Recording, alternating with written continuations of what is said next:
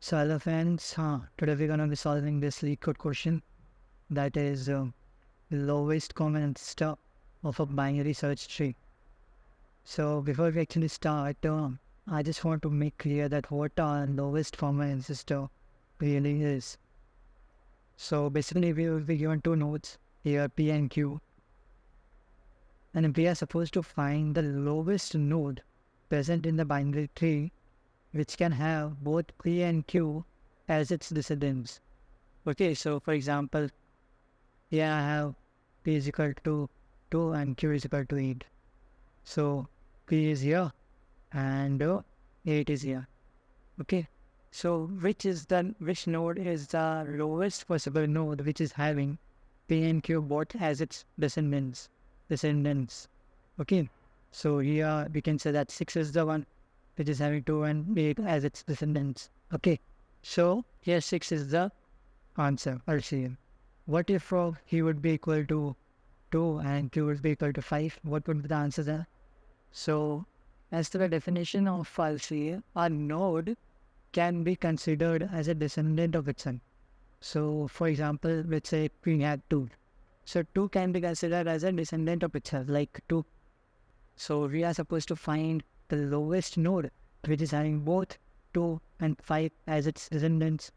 So when we go across the path, we find that 2, because it can have it itself as its own descendant, and 5 is also a descendant to 4 is also a descendant to 2. Can't we say that IC of P and Q is nothing but 2? So these are majorly the two cases that we need to keep in our mind, and based on these two cases, we can form our code. Okay. So P and Q, I hope you could understand the meaning of LCA. Okay, so coming on to the approaches that we can have, like what can be the possible approaches. So first of all, let's talk about the brute force approach. What can be the brute force approach? So let's say we have this tree, right? 6.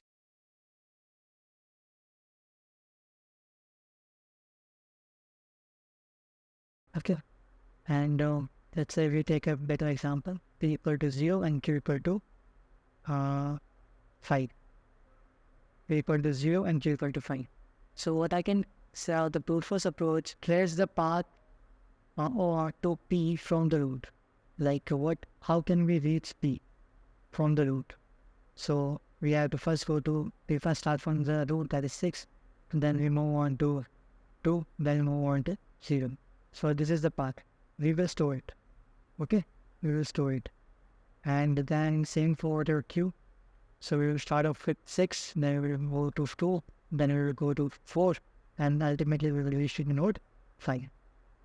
We will again store this one. And then let's start iterating. Okay, let's start iterating.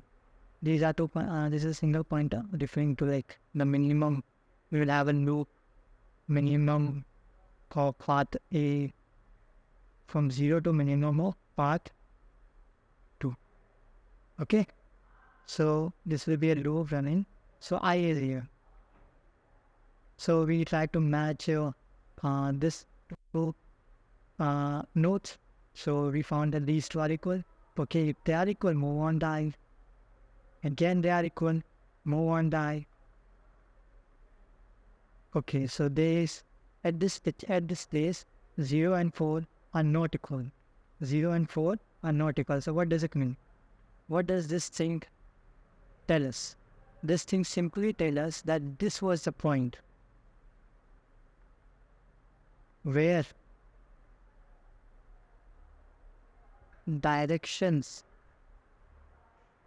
or trace P and Q change. So this is going to be like the main approach. We need to find out such a node for where the path of tracing P and Q changes. So we found that 2 was the last node which was equal. So we'd say that 2 was the last possible node which was common in both the paths for P and Q. So our LCA is nothing but 2. Good enough. So what will be the time complexity of this particular approach if we go for this one? So it will be like time complexity will be like I have to traverse for this one, which can at max take for fudge for finding out Q and then storing it for fudge and sharing for this one for fudge, where it simply represents the height of our binary tree. And space complexity will be like because we are storing all the nodes, it can at max, at worst case, it can be O1 and represents the number of nodes in the binary tree. So this is possibly the case, and then we also have to iterate it. So not to forget like the minimum of path P, path Q. So it's like one of the most complicated ways of solving, one of the easiest but one of the most expensive ways to solve this question, because we can solve it in much lesser constraints. So here's our code which will give us the answer in n complexity of 1 and space complexity of 1, that is constant space. So let me just explain the solution to you, sorry. So basically what we are doing is we are given with the root node P and Q, and we are supposed to find that last node which is common in the paths of P and Q, right? So what we are doing here is, let's say let me just copy down this node. So to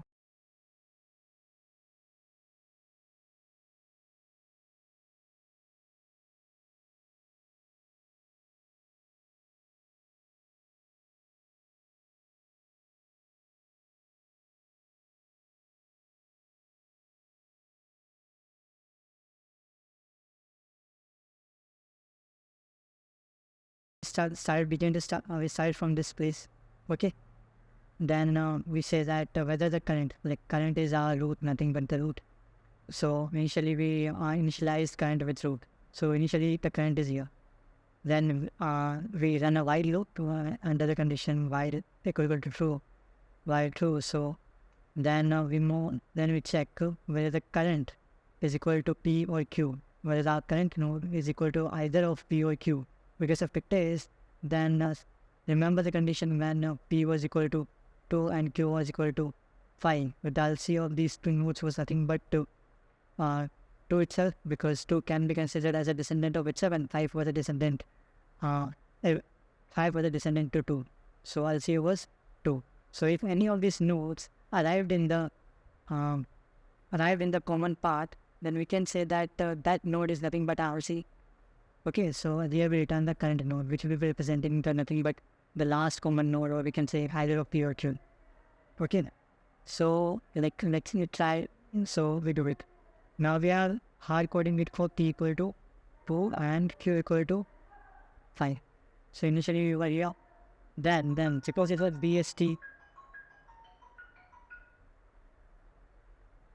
and because we know it's a BST, we can iterate with the help of knowing with the help of these values, like 2 and 5 both are lesser than 6. So we know that we need to go into the left direction, and that's what we are checking here.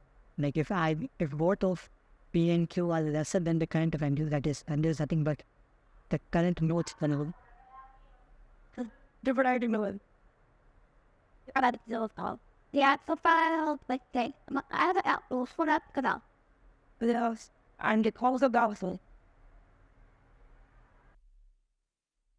Okay, so we come to this position where current is equal to 2. Now what we are checking here, we are just checking whether we are in the same, we are just checking whether both the values are having the same nature, both the values of P and Q are having the same nature when compared to value, because either if both of them are lesser, they are together walking through the path, okay, but either it can be greater, it can be lesser. But when when either of the cases where the value of T is greater than value and Q is lesser than value, or T is lesser than value, and Q is greater than value, what these cases represent is the change of path. Like this is the situation. We were coming like this and then we had to change our paths. So this particular node is something what we are trying to find, and this is the situation that this break will trigger. This break will be triggered and the current will be indicating this node, which is nothing but RC. So this is the logic behind this code.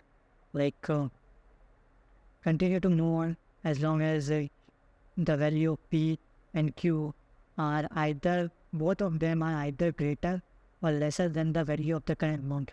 If any of these conditions come into picture, then we want to break the loop, because we know that this is the place where the paths for tracing P and Q has changed, and we ultimately have got our answer, that is our current.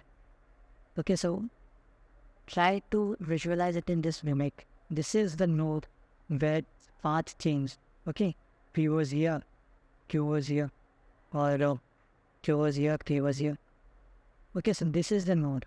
Otherwise you could go into either the right side or either you could go to the left side, depending on the values of P and Q.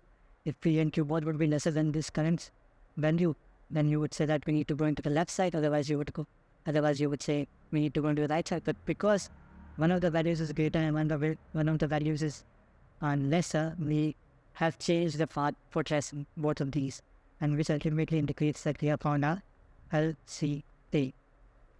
So if I try to submit this code and use, okay, let me just erase this stuff and try to run this.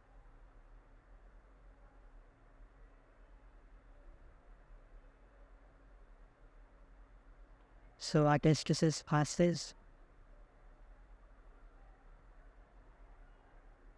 and it is accepted. So it was a fairly easy approach, and the time complexity for it is nothing but 1, and space complexity is constant space carrying plus constant space. No extra space is being used in the solution. So yeah, this is for some best possible answer that you could have, and yeah. So if you could understand what I tried to make understand, so then please like the video, share the video.